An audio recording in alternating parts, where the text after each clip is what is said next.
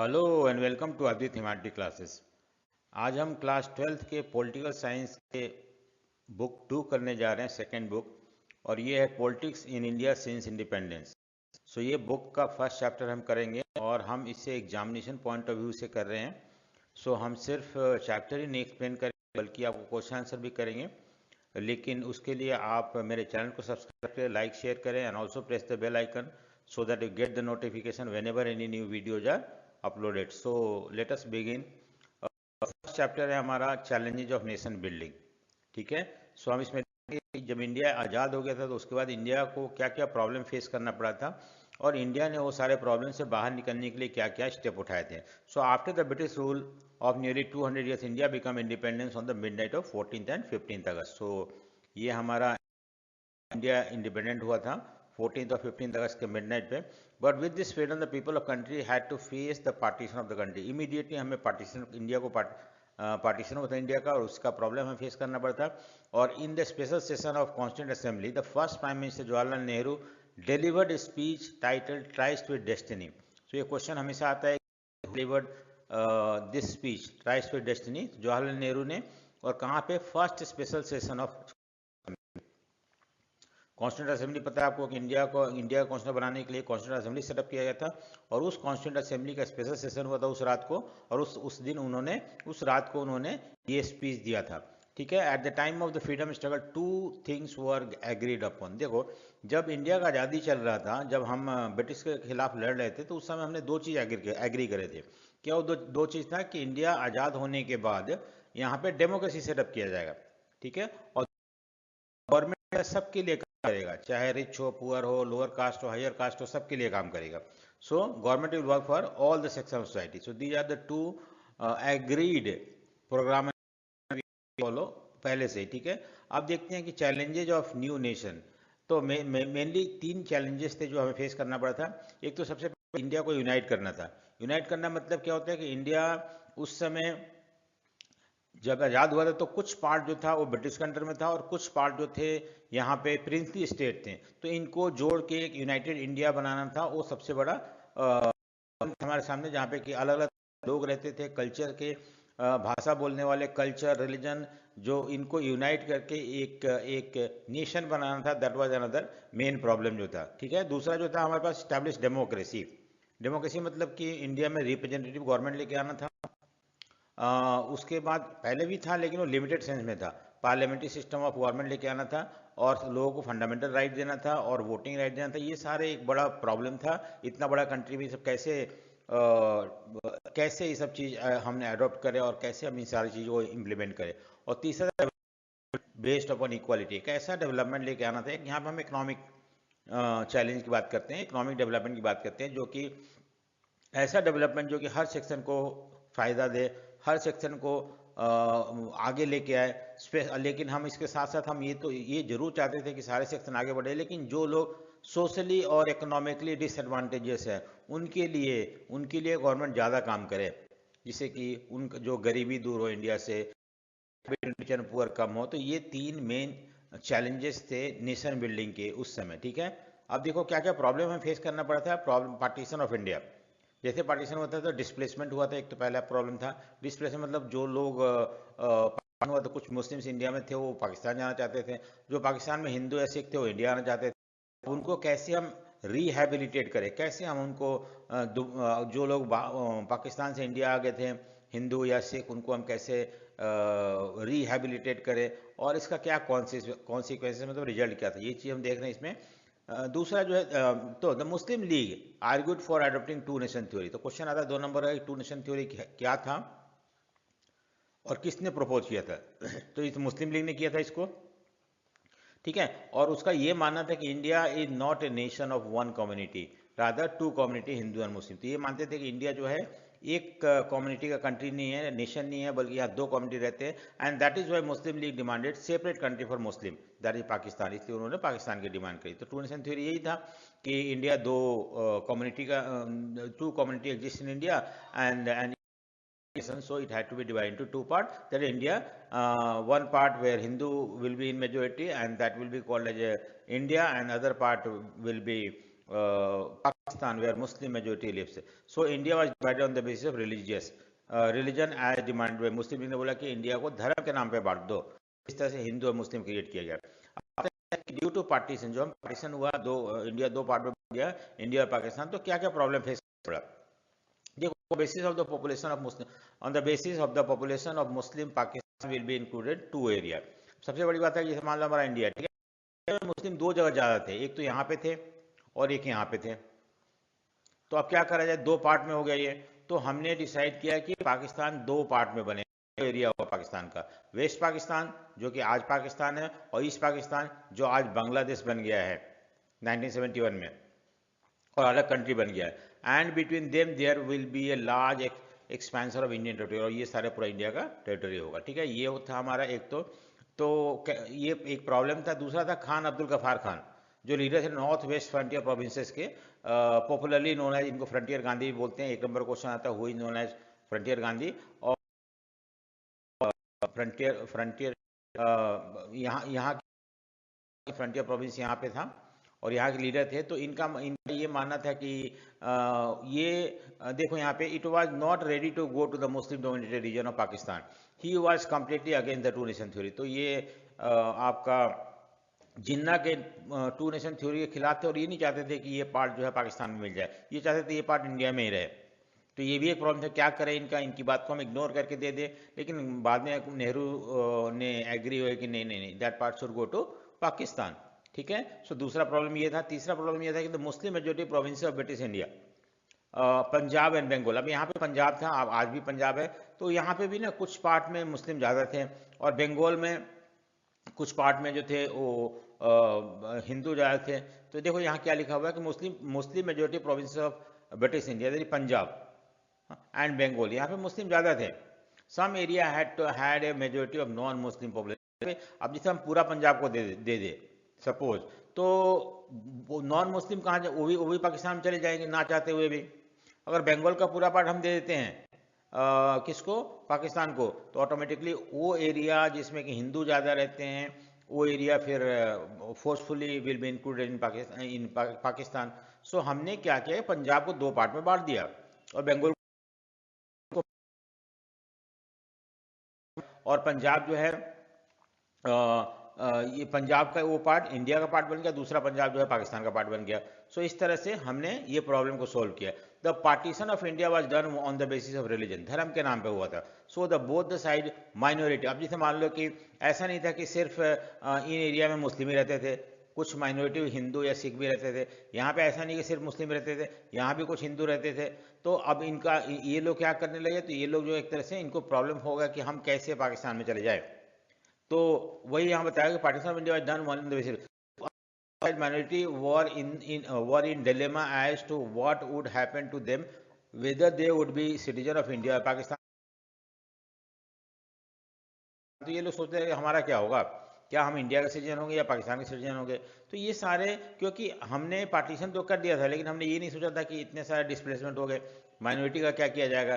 The plan of partition of India, जो British ने जो प्लान बनाया था, did not say anything about the displacement, कि लोग जब आएंगे तो उनका क्या अरेंजमेंट होगा, माइनॉरिटीज का क्या कैसे प्रॉब्लम सॉल्व होगा। From the both part would also happen. Hindu Muslim rights broke out, दंगा हो गया यहाँ पे हिंदू मुस्लिमों के बीच में। जो इंडिया में मुस्लिम थे वो भाग के पाकिस्तान जाने लगे, और जो पाकिस्तान में हिंदू सिख थे वो भाग के इंडिया आने लगे, और इस बीच मुस्लिम राइट हो गया, ईस्ट पंजाब में हो गया, वेस्ट बंगाल में हो गया, and in the same way some Muslim had to go to Pakistan, ठीक है। So India was not only divided geographically, बल्कि इंडिया का wealth, I mean financial assets, ये सब भी डिवाइड किए गए। So India got the problem of resettlement of refugee. अब इंडिया में बहुत सारे रिफ्यूजी इंडिया में आ गए, पाकिस्तान से या बांग्लादेश से, आई मीन ईस्ट पाकिस्तान से, वेस्ट पाकिस्तान से, और इनको हम कैसे सेटल करें। तो इसके लिए हमने एक रिहैबिलिटेशन मिनिस्ट्री सेटअप किया था, और इसने इनके देख रेख में ये जो रिफ्यूजी थे उनको सेटल किया गया, ठीक है। सो ये एक प्रॉब्लम था हमारे सामने कि पार्टीशन के बाद क्या क्या प्रॉब्लम फेस करना पड़ा। नेक्स्ट आता है इंटीग्रेशन ऑफ प्रिंसली स्टेट। उसके बाद अब मैंने अभी बताया था कि पूरा इंडिया जो था कुछ पार्ट में ब्रिटिश का रूल था, ठीक है, मद्रास में था, उसके बाद ये इस पार्ट में था, लेकिन बाकी सारे जगह में बहुत सारे प्रिंसली स्टेट रहते थे, इंडियन राजा रूल करते थे, और उन लोग तो there were 565 princely state in India, ठीक है। सरदार पटेल बहुत इंपॉर्टेंट रोल प्ले किए थे इनको यूनाइट करने में, और इसीलिए इनको आयरन मैन ऑफ इंडिया भी बोलते हैं। तो गवर्नमेंट का क्या अप्रोच था इन प्रिंसली स्टेट के प्रति? देखो, जब इंडिया आज़ाद हुआ था उस समय गवर्नमेंट ऑफ इंडिया एक्ट 1947 पास किया गया था, और उसमें ये बोला गया था कि इंडिया फ्री है, इंडिया दो पार्ट में बट जाएगा, इंडिया पाकिस्तान। लेकिन प्रिंसली स्टेट जो है वो they are free to decide whether to remain with India Pakistan और रिमेन इंडिपेंडेंट। तो उन लोग खुद डिसाइड करेंगे कि इंडिया में रहना है, पाकिस्तान में रहना है, या इंडिपेंडेंट रहना है। सो ये, और दूसरी बात है वहाँ के लोग नहीं डिसाइड करेंगे, वो राजा जो थे वो डिसाइड करेंगे कि क्या करना है। तो अब ये प्रॉब्लम होगा कि कैसे हम इनको अगर हम इनको छोड़ देते हैं इनके इनके हिसाब से चलने के लिए, तो बहुत सारे इंडिपेंडेंट हो जाएंगे, बहुत सारे पाकिस्तान में मिल जाएंगे, तो हमारा यूनाइटेड इंडिया का जो ख्वाब था वो कैसे पूरा होगा? तो हमने किसी भी तरह से इनको इंडिया में मिलाना था, जिनमें कि सरदार पटेल जो थे वो बहुत इंपॉर्टेंट रोल प्ले किए थे। सो गवर्नमेंट का अप्रोच क्या था? Most of the princely state people wanted to join. तो हमने क्या बोला ना, किस प्रिटेक्स्ट पे जबरदस्ती हम अपने में लेने की कोशिश करी, कि हमने बोला कि जो लोग हैं उस प्रिंसली स्टेट के, वो चाहते हैं इंडिया में ज्वाइन होना। इसलिए एक इंडिविजुअल या किंग का जो डिसीजन है that will not be sufficient. तो हम लोगों से पूछेंगे लोग क्या चाहते हैं। दूसरा, in the backdrop of partition, the issue of demarcation of vast area was gaining momentum, and in such a situation the question of territorial unity and integrity। दूसरी बात है कि हम अलग अलग स्टेट क्रिएट करना था, और इसके लिए उनको जोड़ना जरूरी था। और अगर हम नहीं ज्वाइन करते तो हमारा इंडिया एक यूनाइटेड इंडिया नहीं बन पाता। और दूसरी बात है कि जब कोई भी स्टेट इंडिया में, प्रिंसली इंडिया में मिले, तो उसे एक एक एक पेपर साइन, डॉक्यूमेंट साइन करना पड़ता है, लीगल डॉक्यूमेंट। उस लीगल डॉक्यूमेंट का नाम था इंस्ट्रूमेंट ऑफ एसेशन, ठीक है। सो अगर मान लो कोई स्टेट इंडिया का पार्ट बनता है, then that state had to sign instrument accession, and it means that in that state has agreed to be part of India, ठीक है। हैदराबाद का प्रॉब्लम हुआ, और कश्मीर और Manipur prove to be slightly more effortful than the other princely state. तो ये सारे, बाकी सारे तो ज्वाइन हो गए, नो डाउट, लेकिन ये 4 स्टेट में कुछ प्रॉब्लम हुआ था। जूनागढ़ में रेफरेंडम कराया गया, और लोग वहाँ बोले कि हाँ इंडिया का पार्ट बने। तो इस तरह से Junagadh become the part of referendum, मतलब आस्किंग टू द पीपल कि वो क्या क्या चाहते हैं। So people agree to be part of India, Junagadh become the part of India. Next था मर्जर ऑफ हैदराबाद। हैदराबाद क्या है, ये थोड़ा प्रॉब्लम था। हैदराबाद में आपको पता है निजाम का रूल था, वहाँ का जो शासक था उसको निजाम बोलते थे। उसने उसने ही sign an agreement with the government of India to restore the status quo for year. वो बोला कि 1 साल के लिए मुझे टाइम दो, तब तक ना ही इंडियन गवर्नमेंट इंटरफेयर करेगा, ना ही हम कुछ करेंगे, हमें टाइम चाहिए सोचने के लिए, ठीक है। In the mean time the movement, वहाँ के लोग, हैदराबाद के लोग जो थे, आई मीन तेलंगाना पार्ट जो था उस समय, आज तेलंगाना बन गया है, जो जो सदर्न पार्ट ऑफ हैदराबाद था, स्टेट था, वो वहाँ के लोग हिंदू थे, हिंदू पीजेंट्स थे, वो चाहते थे इंडिया में मर्ज होने के लिए, और उन्होंने निजाम के खिलाफ रिवोल्ट कर दिया। अब जब निजाम ने अपने आर्मी वगैरह भेजा, जिसका नाम था क्वाजी मिलिट्री फोर्सेस थे, जिसको हम राजाकार्स बोलते हैं, तो ये मुस्लिम थे बेसिकली, एंड इनको मिलिट्री में इंक्लूड करके भेज दिया गया था, वो सप्रेस करने के लिए। हिंदू पीजेंट्स का रिवोल्ट था सदर्न पार्ट में। तो इससे तो अब इंडियन गवर्नमेंट को लगा कि मिलिट्री, और इन लोग जाकर वहाँ पे बहुत ज़्यादा प्रॉब्लम क्रिएट करने लगे, वहाँ के लोगों को रेप मर्डर ये सब होना शुरू हो गया। इस पे इंडियन गवर्नमेंट जो है मिलिट्री एक्शन लिया, और फोर्सफुली निजाम को एंड हैदराबाद को इंडिया में मिला लिया। दस द प्रिंसली स्टेट जो है इंडिया का पार्ट बन गया। Merger of Manipur. मणिपुर में क्या हुआ? In order to keep the internal status of Manipur, the Maharaja Budhachandra Singh, याद रखना ये नाम 1 नंबर का आ सकता है, and the government of India signed an agreement for merger of the and election was to be held. तो राजा ने एक एग्रीमेंट साइन किया, और उस एग्रीमेंट के हिसाब से Manipur become part of India, but election will be held. और इलेक्शन के बाद देखो एग्रीमेंट मर्जर थे, Manipur was to first state of India where election were held. ये भी इंपॉर्टेंट 1 नंबर क्वेश्चन है, 1 मार्क का क्वेश्चन आ सकता है। ये भी उनका किंग का नाम भी आ सकता है, 1 मार्क का। और जून 1948 में इंडिया का पार्ट बन जाता है, और वहाँ पे इलेक्शन होता है एडल्ट सफरेज के बेसिस पे, और इस तरह से Manipur become the part of India, ठीक है। अब लास्ट टॉपिक है इसमें, रीऑर्गेनाइजेशन ऑफ स्टेट। सो आपको पता है कि इंडिया में इंडिया में प्रिंसली स्टेट को मिला लिया गया था।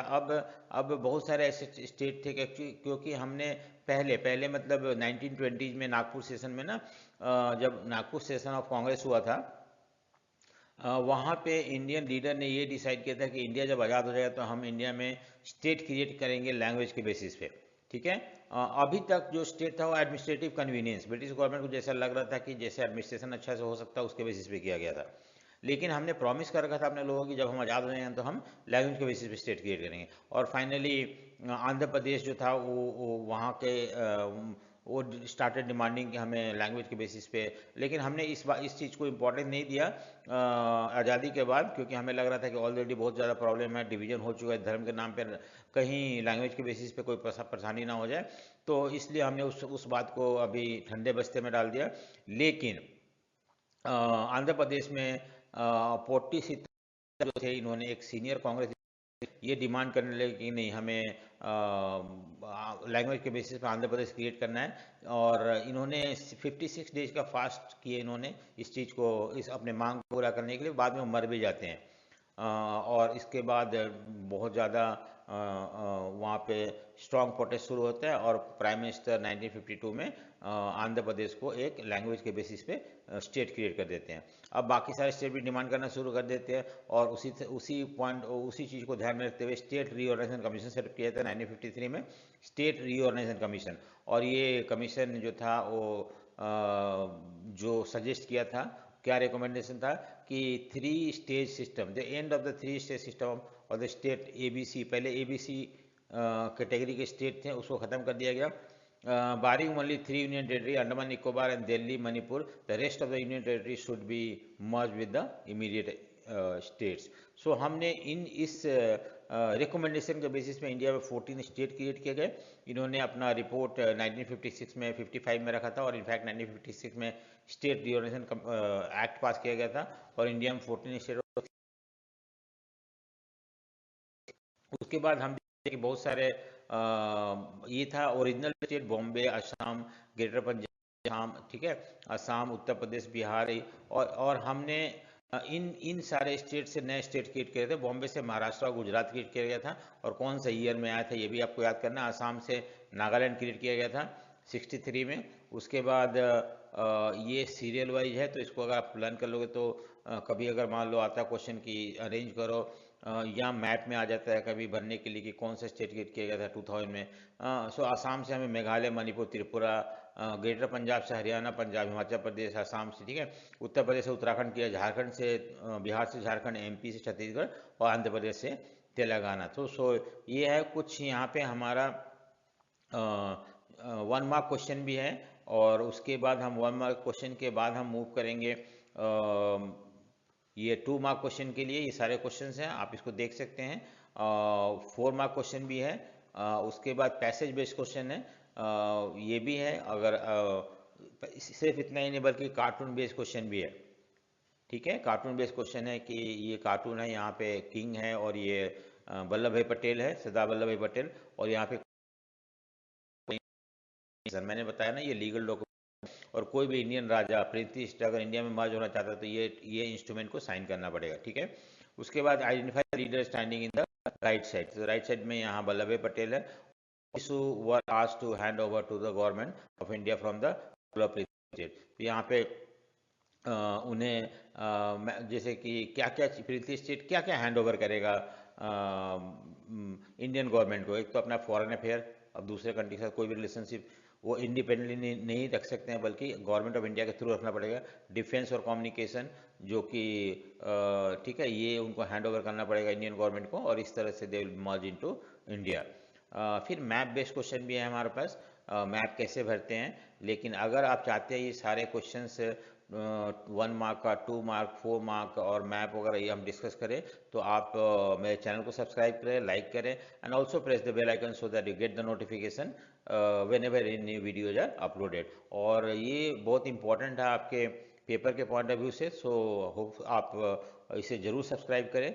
So thank you for watching, thank you.